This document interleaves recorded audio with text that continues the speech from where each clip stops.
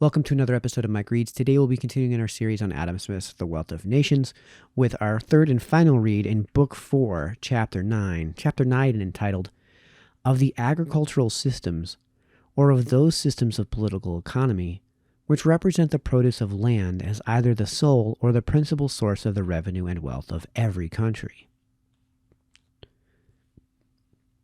So let's dive right on in.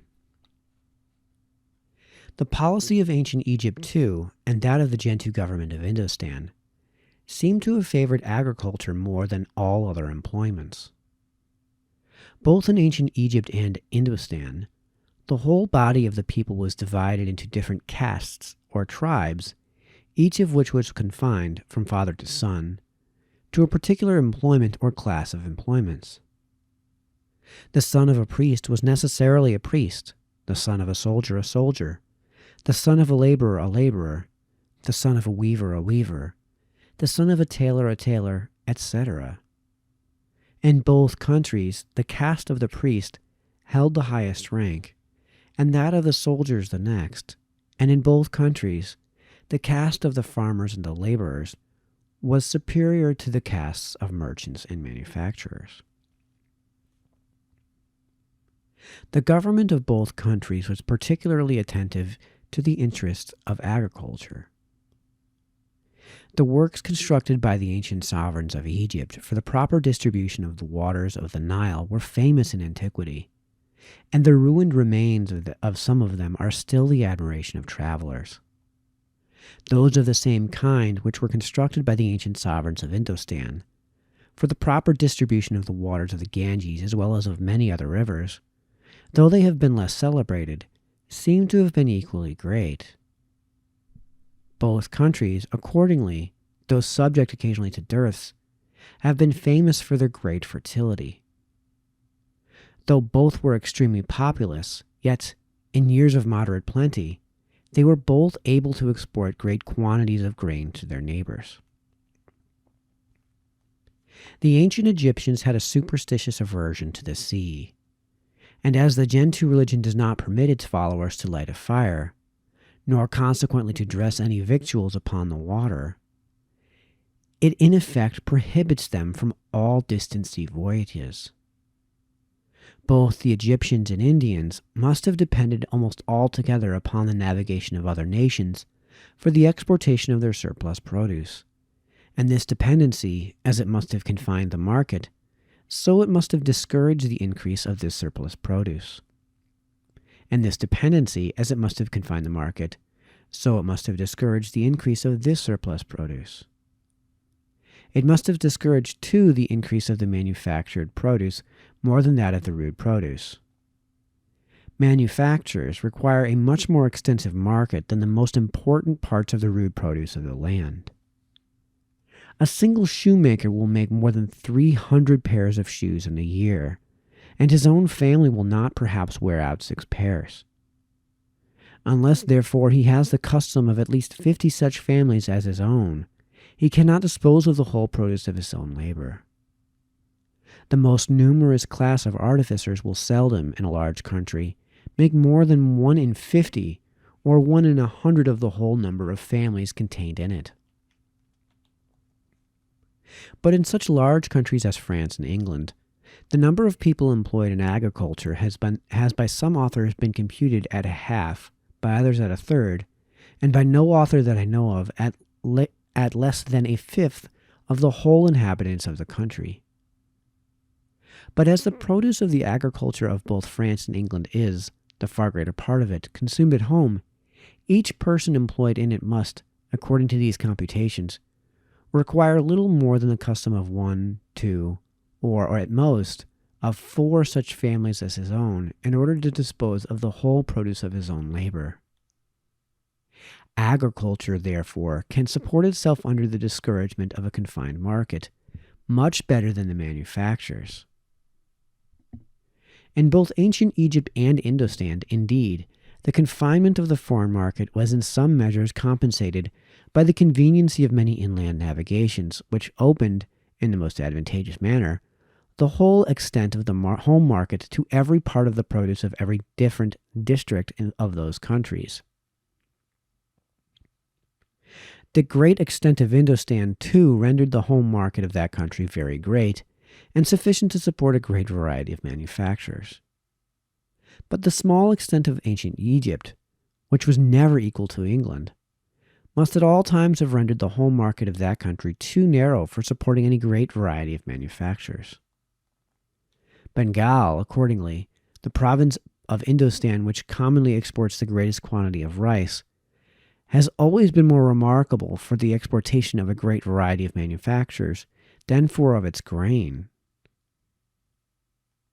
Ancient Egypt, on the contrary, though it exported some manufactures, fine linen in particular, as well as some other goods, was always most distinguished for its great exportation of grain. It was long the granary of the Roman Empire. The sovereigns of China, of ancient Egypt, and of the different kingdoms into which Indostan has at different times been divided, have always derived the whole, or by far the most considerable part, of their revenue from some sort of land tax or land rent. This land tax or land rent, like the tithe in Europe, consisted in a certain proportion, a fifth, it is said, of the produce of the land, which was either delivered in kind or paid in money according to a certain valuation, and which therefore varied from year to year according to all the variations of the produce. It was natural, therefore, that the sovereigns of those countries should be particularly attentive to the interest of agriculture, upon the prosperity or declension of which immediately depended the yearly increase or diminution of their own revenue.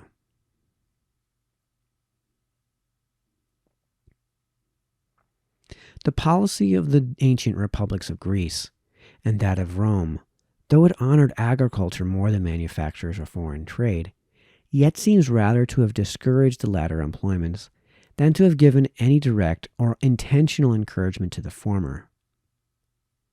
In several of the ancient states of Greece, foreign trade was prohibited altogether, and in several others the employments of artificers and manufacturers were considered as harmful to the strength and agility of the human body, as rendering it incapable of those habits which their military and gymnastic exercises endeavored to form in it, and as thereby disqualifying it more or less for undergoing the fatigues and encountering the dangers of war.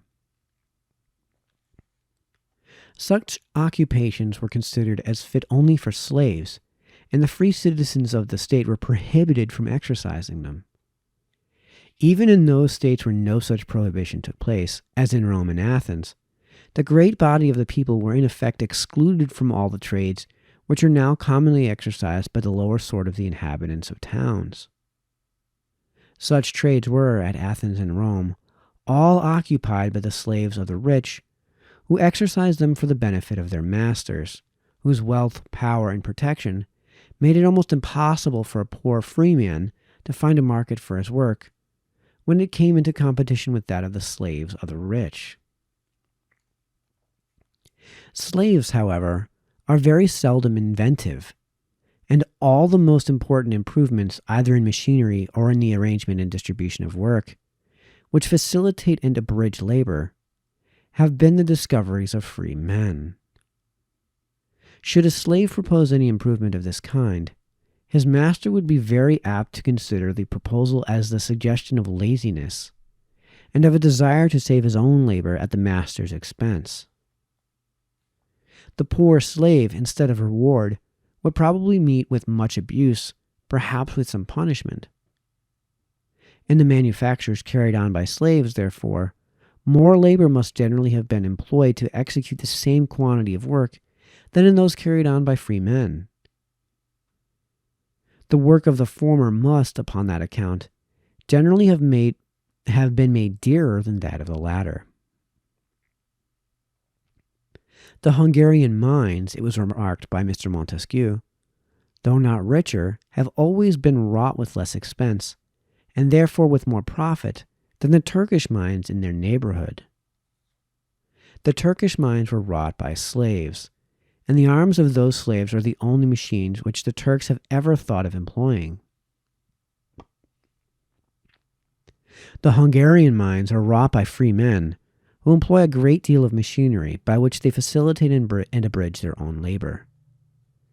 From the very little that is known about the price of manufactures in the times of the Greeks and Romans, it would appear that those of the finer sort were excessively dear. Silk sold for its weight in gold. It was not, indeed, in those times a European manufacture, and as it was all brought from the East Indies, the distance of the carriage may in some measure account for the greatness of the price. The price, however, which a lady, it is said, would sometimes pay for a piece of very fine linen, seems to have been equally extravagant, and as linen was always either a European or at furthest an Egyptian manufacture, this high price can be accounted for only by the great expense of the labor which must have been employed about it, and the expense of this labor again could arise from nothing but the awkwardness of the machinery which it made use of. The price of fine woolens, too, though not quite so extravagant, seems however to have been much above that of the present times. Some cloths, we are told by Pliny, dyed in a particular manner, cost 100 denarii, or £3 6 shillings and 8 pence the pound weight. Others dyed in another manner cost 1,000 denarii the pound weight, or £33 6 shillings and 8 pence. The Roman pound, it must be remembered, contained only 12 of our avoirdupois ounces. This high price, indeed, seems to have been principally owing to the dye. But had not the clothes themselves been much dearer than any which are made in the present times, so very expensive a dye would not probably have been bestowed upon them. The disproportion would have been too great between the value of the accessory and that of the principal.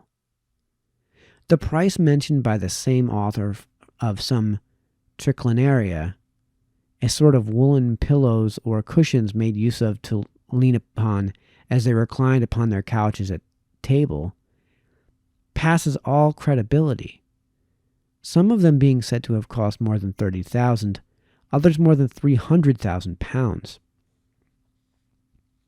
This high price, too, is not said to have arisen from the dye.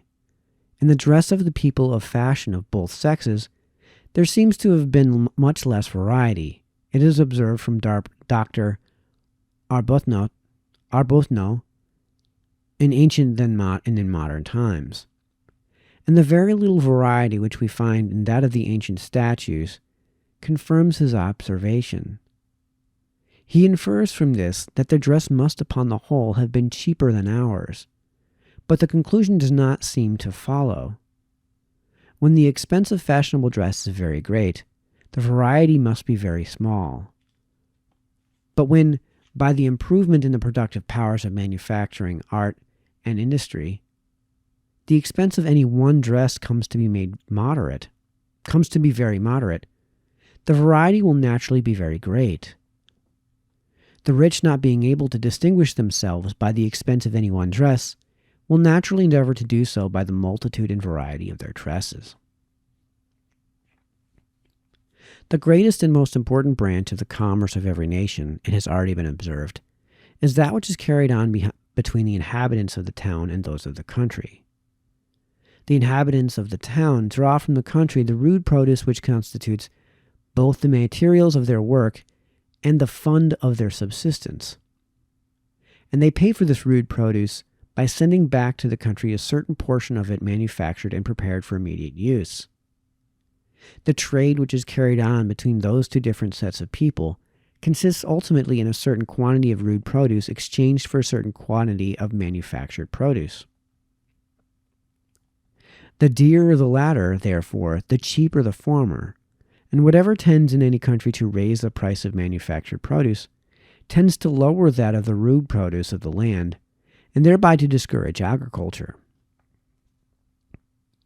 The smaller the quantity of manufactured produce which any given quantity of rude produce, or, which comes to the same thing, which the price of any given quantity of rude produce is capable of purchasing, the smaller the exchangeable value of that given quantity of rude produce, the smaller the encouragement which either the landlord has to increase its quantity by improving, or the farmer by cultivating that land.